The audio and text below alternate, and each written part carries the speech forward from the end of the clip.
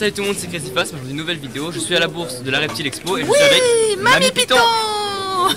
Bah écoutez, je vais vous présenter un petit peu tout son élevage. On a ici tous les pitons. Enfin son élevage, ça repro, plus exactement. On est parti. J'ai un caméraman, donc je coupe vite fait, on change le sens de la caméra et c'est bon.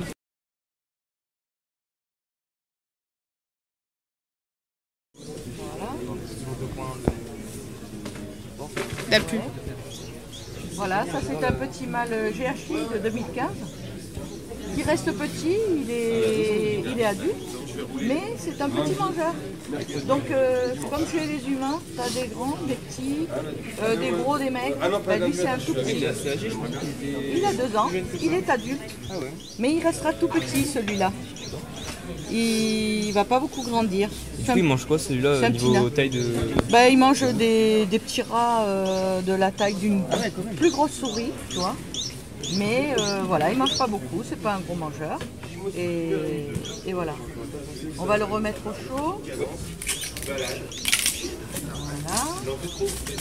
Ensuite, je peux te montrer une petite Mojave Spider ou Mojave vie. C'est la fille de la grosse Spider. Là. Voilà. Elle, c'est une très bonne mangeuse. Elle est juste magnifique. Elle est très sympa. Et regardez, on dirait des petits biscuits apéritifs là. Fantômes là. Vous voyez ?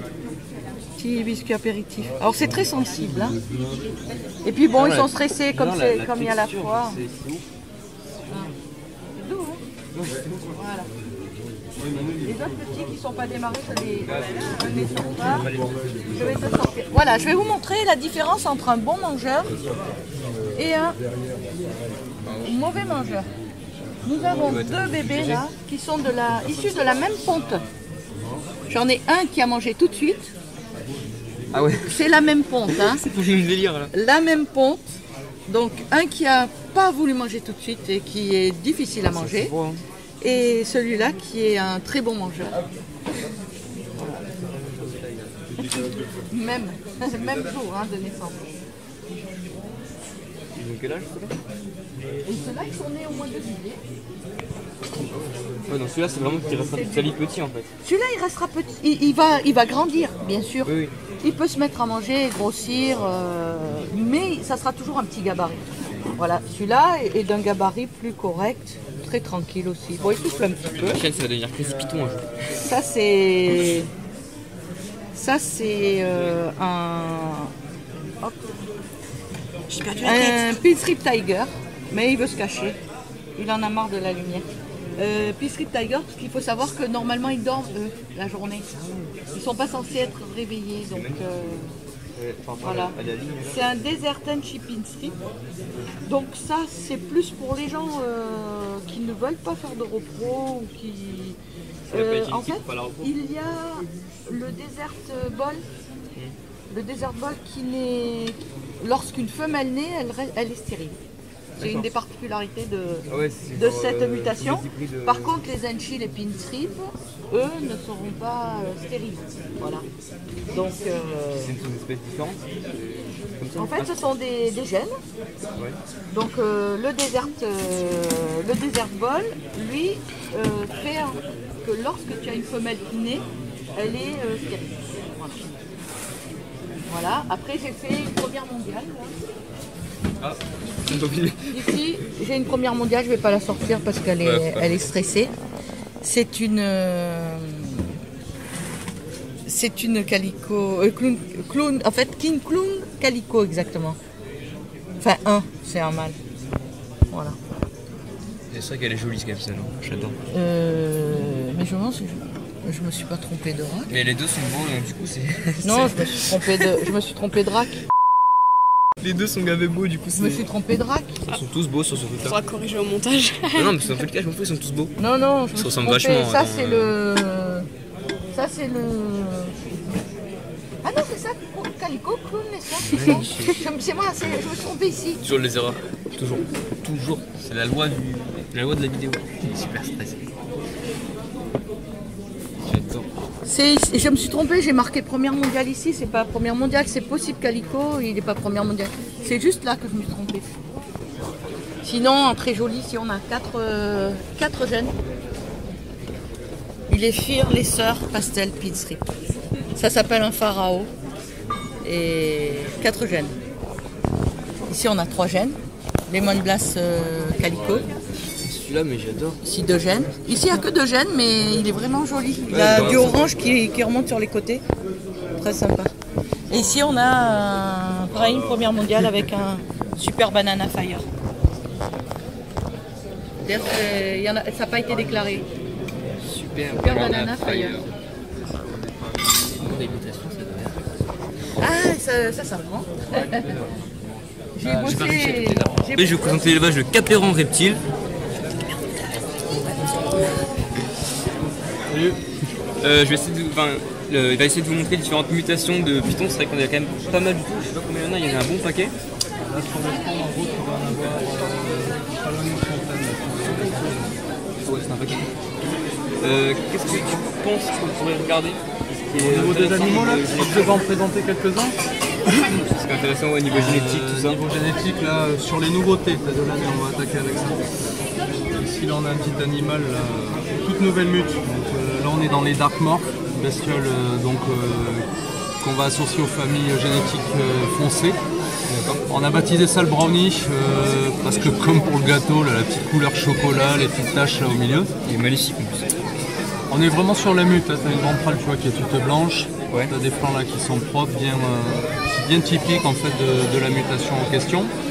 Et c'est un truc qu'on a prouvé d'une femelle import farming qu'on a fait pousser pendant 3 ans, qu'on a essayé de reproduire l'an passé qui n'était pas encore prête. Donc, ouais. Petite surprise. Et ce qui est intéressant et ce qui rend cet animal assez intéressant même niveau génétique, c'est qu'on a eu de suite, on a croisé ça avec un banana pour attaquer. J'adore les bananas. Et celui-là, on voit bien le combo, en fait, les ouais. Effets du marqueur, ce qu'on va retrouver là au niveau. Ouais, ça ressemble niveau forme des couleurs, et après c'est quoi différentes. On voit vraiment qu'il y a une influence. Donc voilà, ça c'est une nouveauté, petit projet assez intéressant. Là, il y a quelques femelles qu'on peut voir dans les racks. Là, ils sont vraiment jolis. Je garde pour la repro.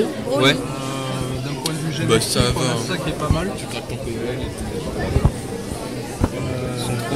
Ça c'est une petite merveille. Là, tu es sur un Butter Inchy Fire Pastel Calico. C'est un nom rallonge. Donc on reste sur du 5 gènes, ce qui est plutôt une belle prouesse à l'heure actuelle. Elles sont magnifiques. Voilà.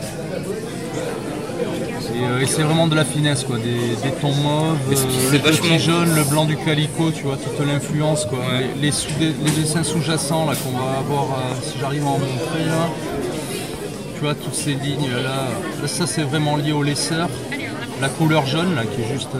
Bah, c'est vachement clair, mais ça fait super joli en fait. Justement, ça fait vachement... Ça c'est un peu ma spécialité. Moi au niveau mutation, ce que j'aime bien bosser justement, c'est des choses pétards et on prouve que des choses foncées. C'est assez drôle, c'est-à-dire je fais des combos très colorés. Elle est magnifique aussi. Là ici on a du Tolosa, pareil, toujours dans les Dark Morph. Donc c'est une petite mutation. J'ai des spécimens plus âgés, tu vois, la coloration définitive en dessous. Et par rapport à un juvénile, donc là on est vraiment sur la bête très foncée. Alors la dorsale beaucoup plus claire que les flancs, on le voit, hein, je dirais pas jaune mais un marron très très clair. Alors que sur les côtés là c'est plus foncé. Toutes les ocelles sont toujours assez anarchiques. Et à la... joli, en fait.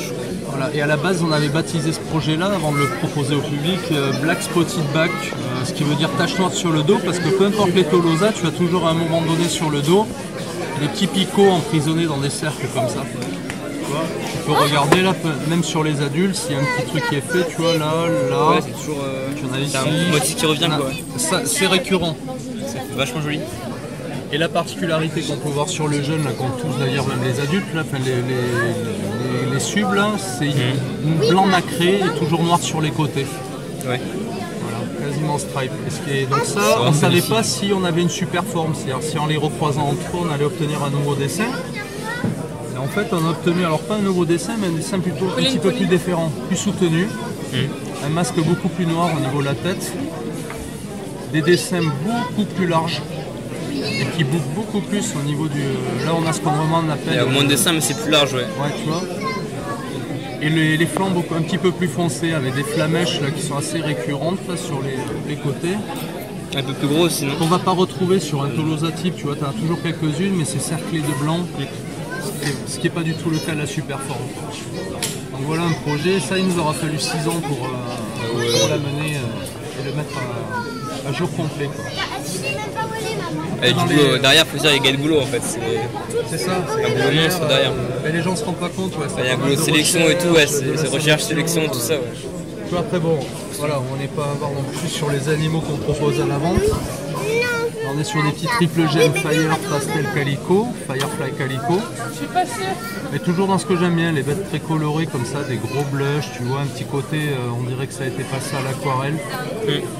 Vraiment comme si tu avais mis de l'eau un petit peu délavée, tu vois. Les jaunes vraiment pétard. Et les calicots amènent plein de choses au niveau génétique, tu vois, là tu as un Spider Fire Calico. Je vais partir avec. Et sans le calico, t'aurais pas, tu vois, c'est nuancé, c'est tache orange, cette petite couleur. Et le Fire qui amène toujours ce jaune, ouais, vraiment cette teinte de marron, ce jaune. Il est magnifique, je vois. Voilà un petit peu le genre de choses qu'on tente. Dessous, ça fait vraiment blanc nacré, ça fait sympa. Donc voilà, ouais, un petit peu ça, des choses bien plus basiques. Là, si tu regardes, ça c'est quelque chose de très bête mais qu'on voit pas trop, ce sont des reduce patterns génétiques. Ici, tu vois, donc, c'est des animaux et des motifs réduits, tu as toujours une teinte similaire, hein, c'est toujours la même, on peut bien le vérifier. Et quand on les croise deux comme ça ensemble, tu vois, là je fais un petit mal ici.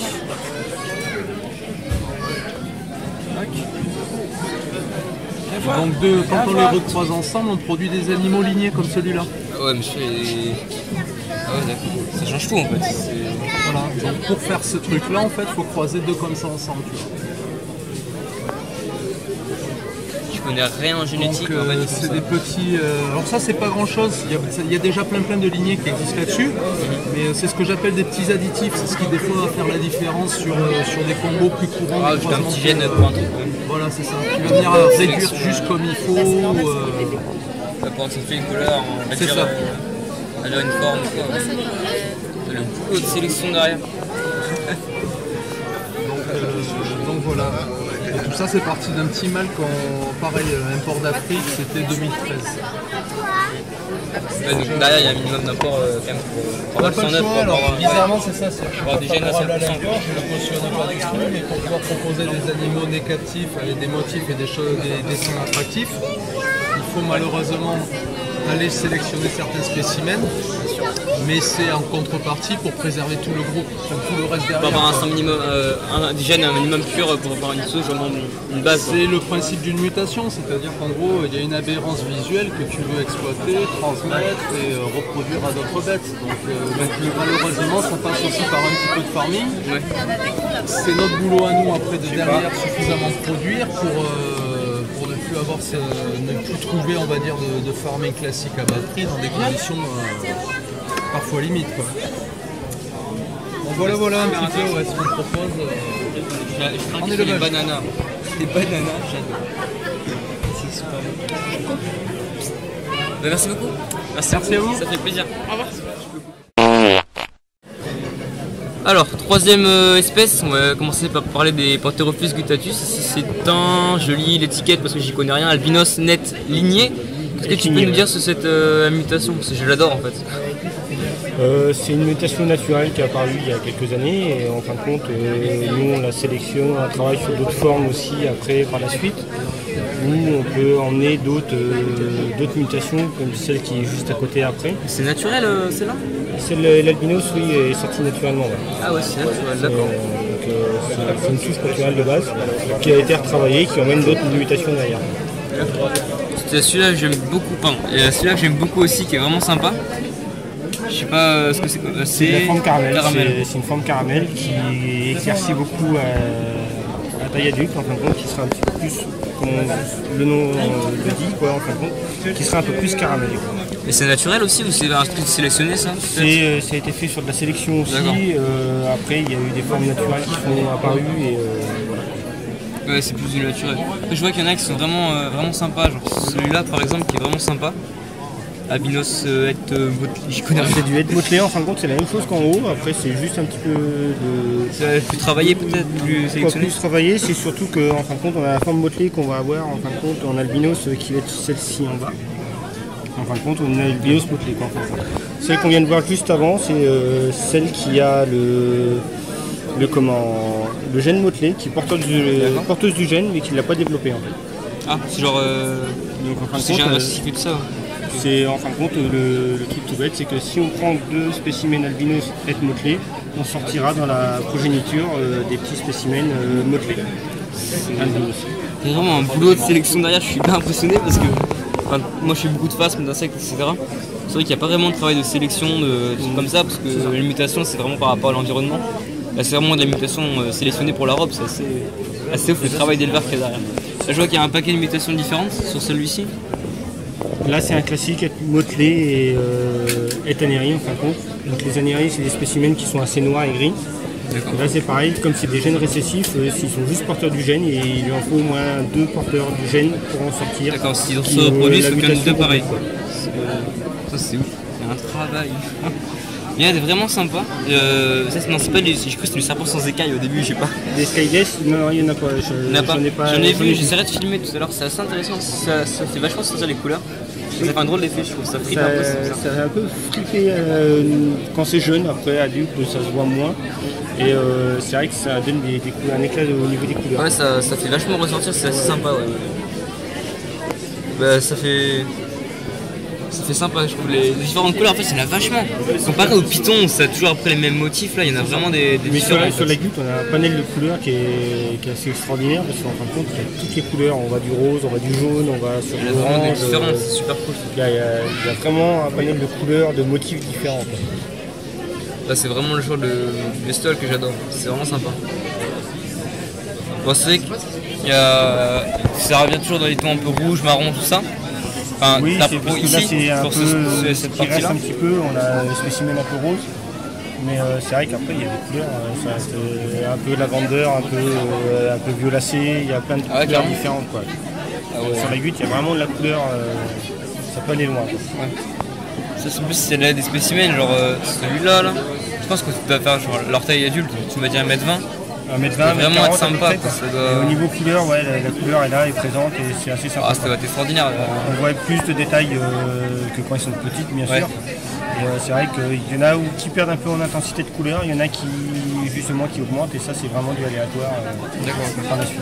Et la trace des yeux un peu rouges, c'est la trace d'albinos ou C'est la trace qui est de l'albinisme dedans. D'accord, ok. C'est vraiment par rapport à l'albinisme. Ok. On va t'abandonner 2 minutes. Ouais.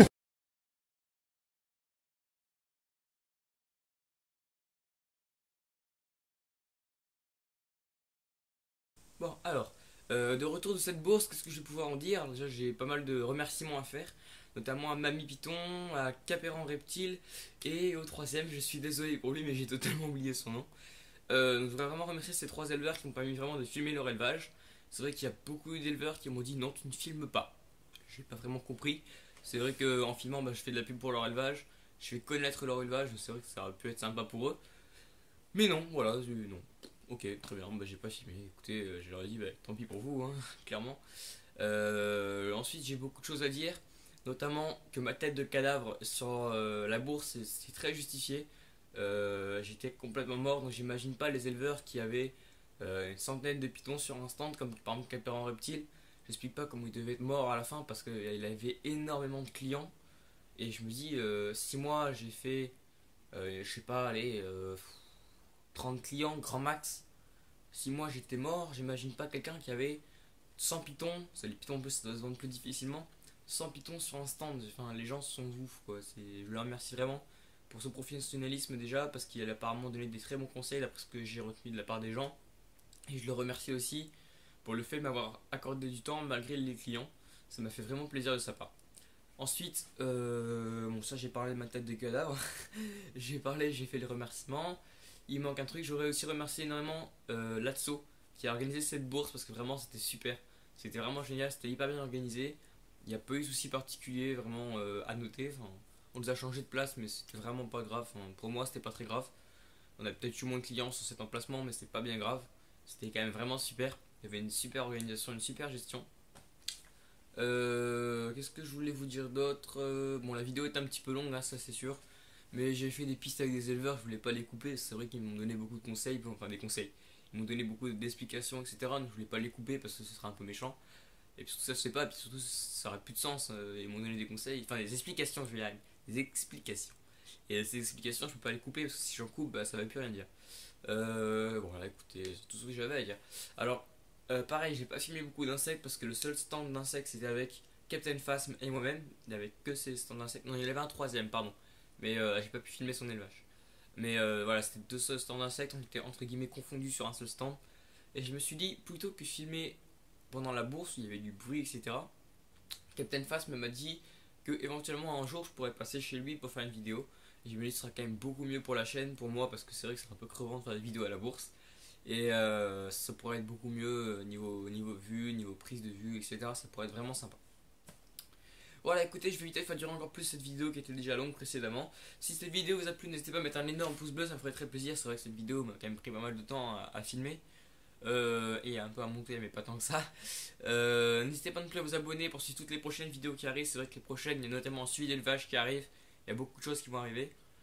Voilà, c'est tout ce que je pouvais vous dire. Et puis, il y a big show, les amis. Salut! Ah, je tombe!